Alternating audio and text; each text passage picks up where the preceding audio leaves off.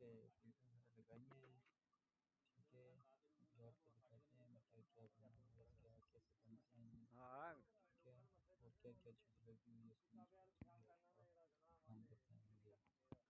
आप देखिए कि ये 12 प्लेटें एक पैन के अंदर 12 प्लेटें रखी हुई हैं। सामने गाड़ी लगा हुआ है। ठीक है, ऊपर पाइप लगा हुआ है।